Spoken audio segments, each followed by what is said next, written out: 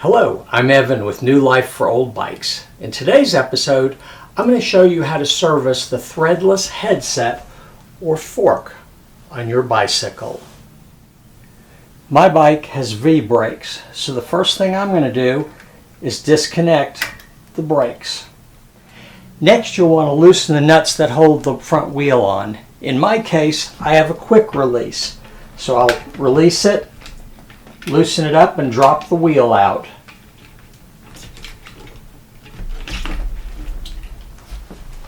Next, if you look at the underside of the brake handle, you'll notice a slot. All you have to do is line these up and you'll be able to pull the cable right out. Then just drop it through the hole. The next thing we're going to do is unbolt the top cup as well as the stem clamp. This particular stem clamp has both bolts on the same side. I prefer to use a socket with a hex head wrench on it. However, if you don't have one of those, you can use an Allen key. In order to get enough leverage, I use a crescent wrench or adjustable wrench and break it free with that.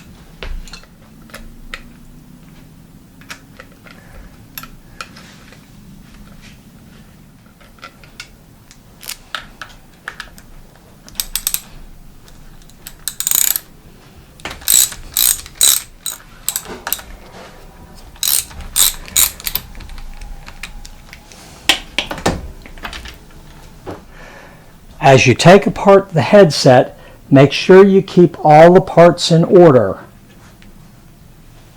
I lay them out on a towel to keep them in order.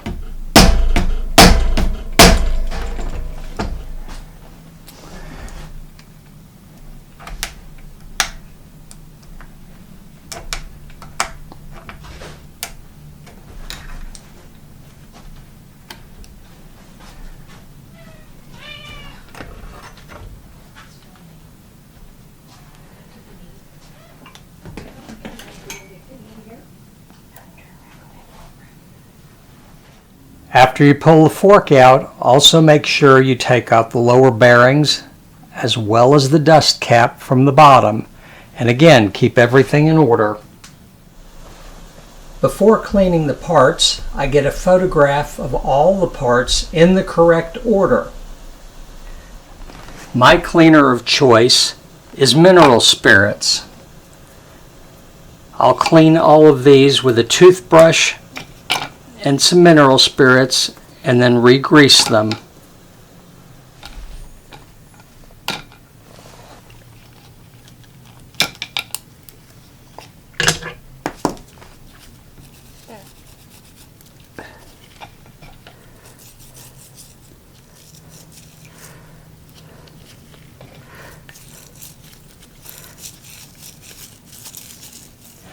Once you've cleaned everything up, wipe a thin layer of grease in the upper and lower bearing cups.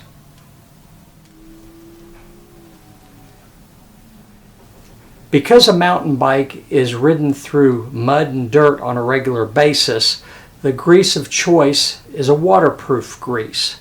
Now you can use this on any bike, but it's especially important on a mountain bike.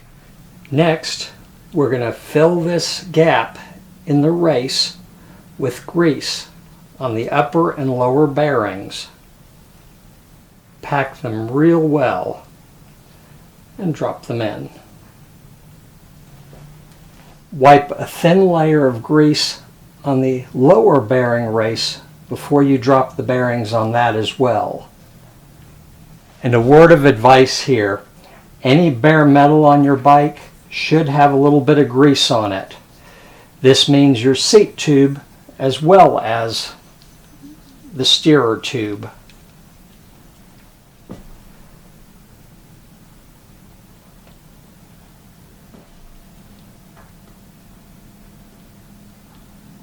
Before you drop the bearings on the fork, make sure you put the dust seal on. The curved part goes down, flat part goes up. The bearings go up.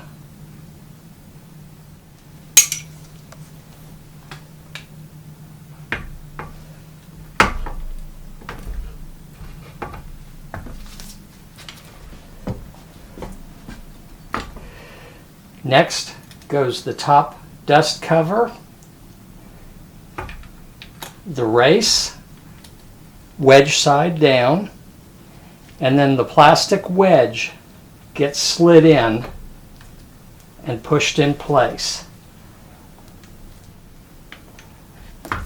Scissors go next.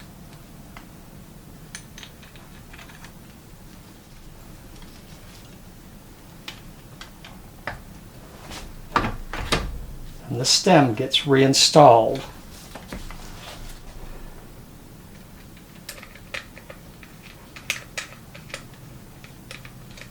Next, the cover gets put on.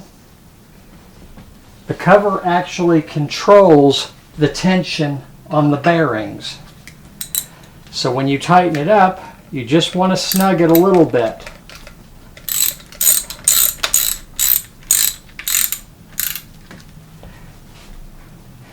Make sure that everything turns smoothly, but there's no slack. Then make sure you line up the handlebars with the fork. Once you've done that, these two bolts on the side get tightened.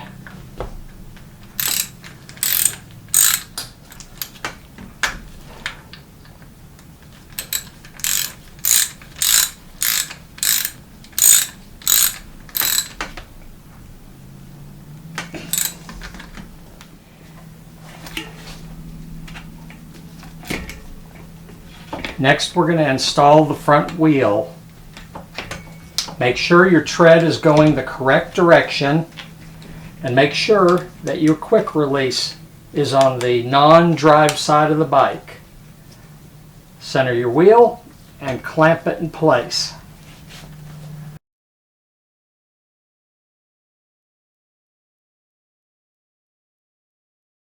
If you have disc brakes, it's preferable to have the quick release on the drive side. The reason is if you get a flat tire and you've been riding it for very long, it gets hot because of the brake. So if you have it on the non-drive side, it doesn't get so hot. The last thing you want to do is verify that the handlebars are parallel to the front wheel and tighten your cap up.